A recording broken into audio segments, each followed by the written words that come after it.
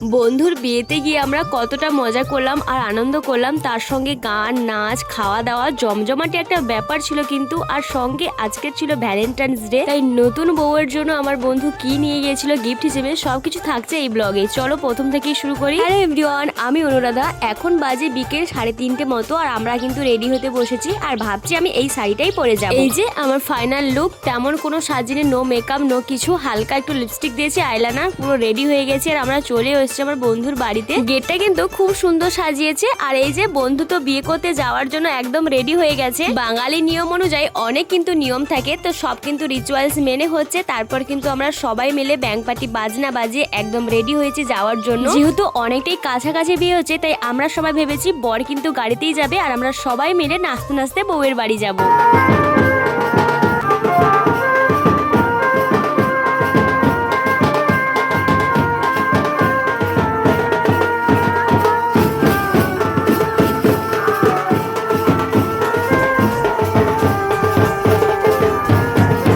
সবাই মিলে নাচতে নাচতে চলে এলাম কনের বাড়িতে। আর এখানে ওয়েলকাম করার জন্য সুন্দর গোলাপ দিয়েছে আর পরপর কিন্তু আমাদের জন্য শরবত নিয়ে এসছে। তো আমরা যেটা বসে বসে খাচ্ছি আর এখানে গান হচ্ছিল, তাই আমরা গানও শুনছি।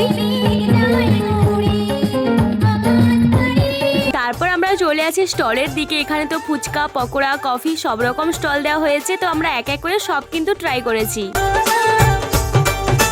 এরপর আমরা চলে আসি আমাদের নতুন কনেকে দেখতে। কি মিষ্টি লাগছে ওকে দেখতে। আর আমরা কিন্তু ওর সঙ্গে কথা বলছিলাম সবাই মিলে, বেশ মিষ্টি হাসছিল। যেহেতু এখানে সঙ্গীত অনুষ্ঠান হচ্ছিল, তাই কিন্তু অনেকটা রাত হয়ে গেছে সঙ্গীত অনুষ্ঠান শেষ হতে। তার পরপর কিন্তু বিয়েটা শুরু হয়েছিল। বাঙালি নিয়ম অনুযায়ী কিন্তু 7 পাক ঘোরা, শুভ দৃষ্টি, মালাবদ্ধ সব কিন্তু শেষ হয়ে গেছে। আর এখন শেষে সিঁদুর দানটা কমপ্লিট হলো। বিয়েটা যেহেতু 14ই ফেব্রুয়ারি হয়েছিল, ভ্যালেন্টাইন্সের দিন, তাই তার প্রিয় মানুষটার জন্য আমার বন্ধু কিন্তু একটা ছোট্ট গিফট নিয়ে গেছিল, মঙ্গলসূত্র, তাই ওটা পরিয়ে দিল। বিয়ে পুরো কমপ্লিট। তারপর কিন্তু আমরা চলে এসেছি খেতে। আর এখানে দেখো ফ্রাইড রাইস আর পনিরের তরকারি দিয়েছে। সব রান্না বান্না কিন্তু খুব সুন্দর হয়েছে। আর আজকের ভিডিওটা কিন্তু এখানেই শেষ করছি। কেমন লাগলো কমেন্টে জানিও।